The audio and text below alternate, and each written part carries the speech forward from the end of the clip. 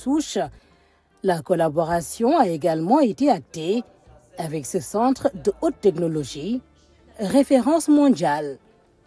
On a déjà mis en service une sorte de médicament qui sert à lutter contre le cancer de sang et déjà commercialisé.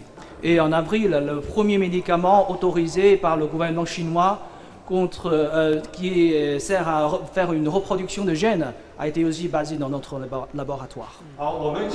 Si vous voulez aussi avoir des banques comme des conserves des sans embryons, on peut vous aider à construire ce genre de banque dans notre pays. Y compris, on peut vous aider à lutter contre certaines maladies héritières qui restent toujours présentes en Afrique ou dans les pays méditerranéens, mais qui n'est plus présent en Chine. Il en est de même avec le plus grand port du nord de la Chine, le port de Tianjin, intelligent et écologique, 8e mondial.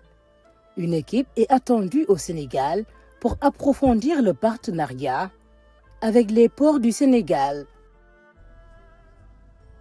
Partout où il est passé, c'est ce pragmatisme qui a été mis en avant. À Hangzhou, capitale de la province de Zhejiang, un forum économique a rassemblé les secteurs privés des deux pays. Organisé par l'APIX et l'ambassade du Sénégal en Chine, le forum, présidé par le Premier ministre, a favorisé la signature de plusieurs accords. Cette fois-ci, ce que nous avons bien voulu faire, au lieu de chercher des idées, nous avons voulu vendre les objectifs que nous avons dans notre politique économique, c'est-à-dire des joint ventures forts entre le secteur privé national et le secteur privé chinois. C'est dans ce cadre-là aujourd'hui que vous avez pu voir beaucoup de signatures de conventions entre le secteur privé national, notamment dans l'industrie pharmaceutique, avec un projet de 10 milliards de production de solutés, dans l'industrie de bâtiments, notamment avec la production de matériaux de construction, avec la mise en place d'une industrie, SICAP Industrie, ce qui est très innovant, mais également dans d'autres secteurs, notamment la fourniture et l'installation d'unités d'assemblage de véhicules au profit de AFTU, qui montre véritablement l'ambition que nous avons par rapport à la transformation locale de nos industries. Hangzhou est la ville moteur de l'économie chinoise, 1160 milliards de dollars de PIB. Ici, 55 des 500 premières entreprises chinoises sont implantées. Parmi elles, Brainco, spécialisé dans la robotique et l'intelligence artificielle. Un autre géant, Alibaba, partenaire du Sénégal, dans le cadre des Jeux olympiques de la jeunesse, Dakar 2026. Ensemble, je crois, nous allons organiser de très beaux Jeux. C'est un challenge parce que c'est la première fois que ça vient en Afrique. Le Sénégal a l'honneur de les accueillir. Et le président de la République en fait un point d'honneur. Il l'évoque souvent d'ailleurs en Conseil des ministres qu'il faut impérativement que nous puissions réussir ce jeu pour l'image de l'Afrique tout entière avant d'être pour l'image du Sénégal. Et nous comptons sur le partenariat chinois, particulièrement le partenariat de Alibaba. Je sais que vous avez l'expérience, vous avez accompagné beaucoup d'organisations de jeux, y compris les grands jeux qu'il y a eu ici il y a quelques années. Pensons qu'ensemble nous réussirons de très beaux jeux. En tout cas, merci pour cette visite aussi qui a été très instructive.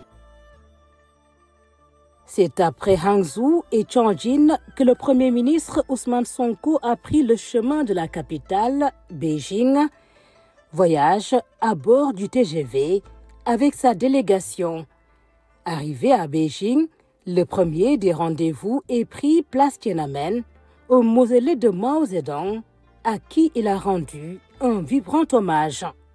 Et c'est des enseignements qui doivent nous inspirer, nous, qui sommes peut-être au début de ce combat et non pas à la fin, comme peuvent le penser beaucoup de camarades, de frères et d'amis avec lesquels nous avons partagé ce combat.